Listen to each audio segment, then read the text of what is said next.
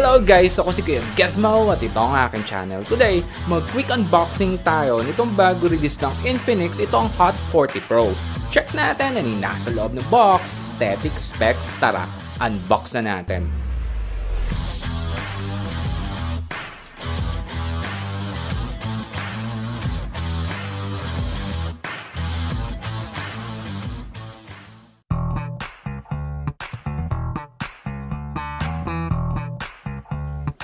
Bago sa unit, check muna natin ano ang nasa loob ng box. Sa loob, itong SIM ejector, warranty card, at itong freebie na phone case. Ang okay dito, hindi ito yung common lang na clear case kasi ito, di ito maninlaw. Pero ang cons, di nga lang makikita yung design ng back panel.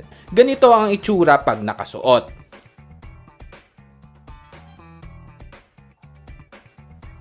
Sa pinakaloob ng box, itong sync cable o charging cable, ito ay USB Type-C. At ang huli, itong power brick. Ito ay 33 watts. So nag-charging speed test ako dito, nag-start ako sa standard na 20%, na full ito ng 1 hour at 36 minutes. Next, punta na tayo mismo dito sa unit. Itong na-unbox natin, ito yung color na Palm Blue. Available din ito sa black, gold at green.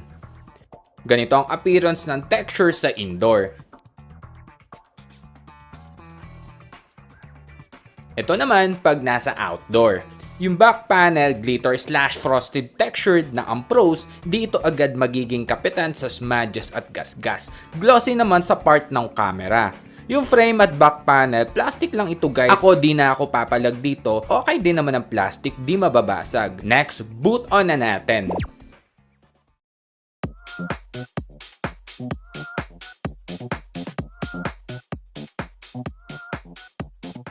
Isang napansin ko, meron niya nakalagay na screen guard or screen protector dito sa screen. Next, punta na tayo sa specs. Ang screen size nito ay 6.78 inch na Full HD Plus na IPS display at punch hole display ang linagay dito. Tapos mataas pa yung PPI density at naka 500 nits peak pa.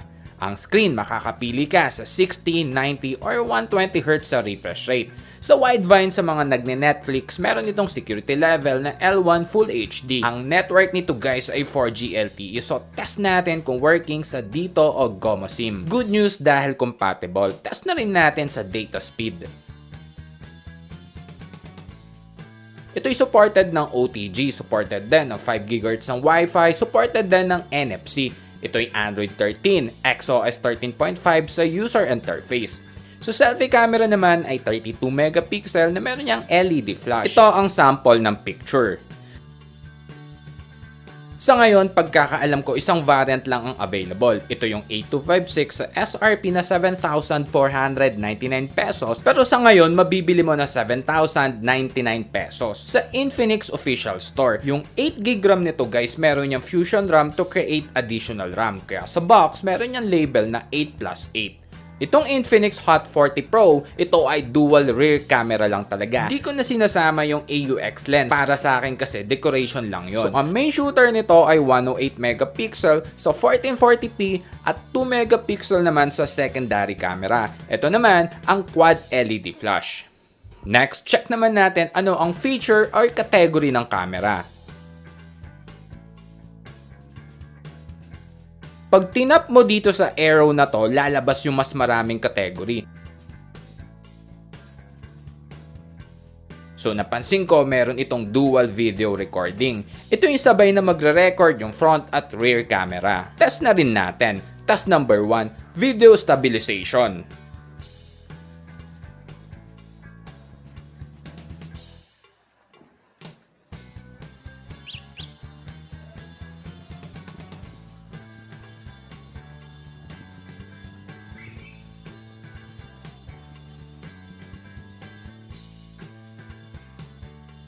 Cons, di ko ramdam dito, maalog. Test number 2. So dito, gamitin lang natin yung rear camera.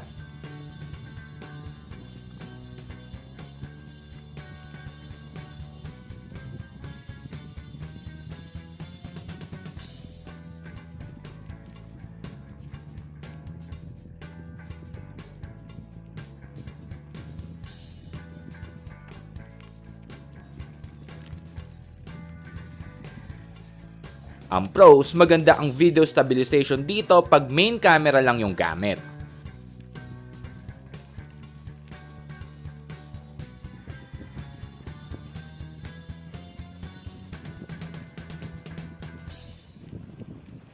Ito naman, yung sample ng pictures. So meron tayo dito sa indoor, outdoor, at low light. Meron din itong night mode. So linagay ko na rin dito yung sample.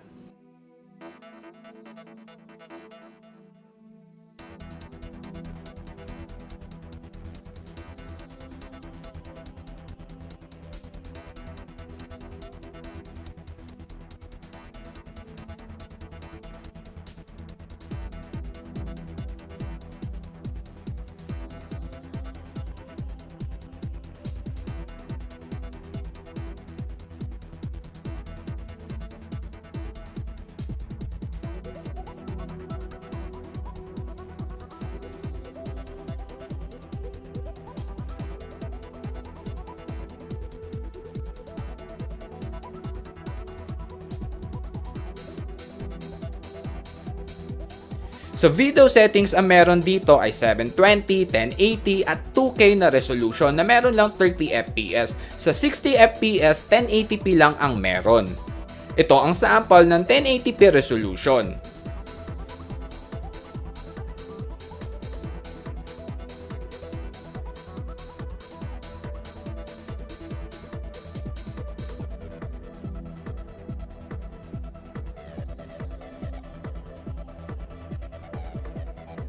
Ang video zoom nito ay hanggang 10 times.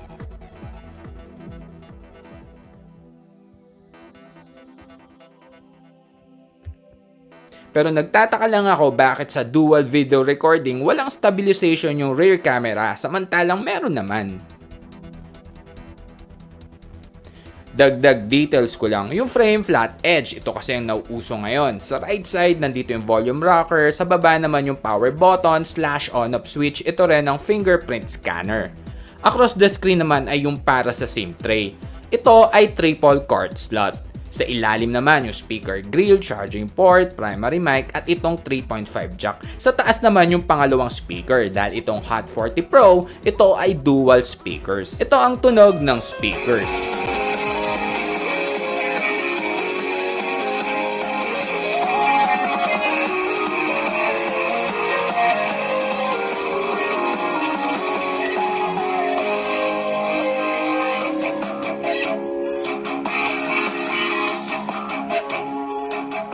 Sa GPU naman ay Mali G57 at ang chipset nito ay Helio G99 na octa-core na ang performance score ay... So guys, check naman natin anong available na settings dito sa dalawang sikat na game app.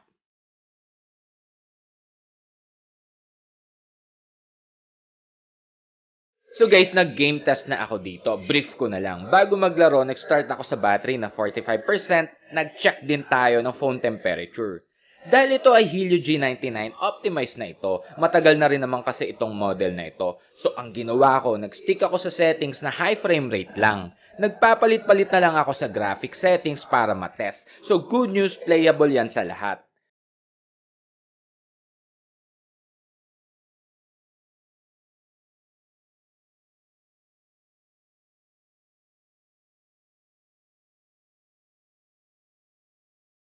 So after 23 minutes ng paglalaro, nabawasan yung battery ng 4%. Nag-check din tayo ng init ng phone after ng gameplay.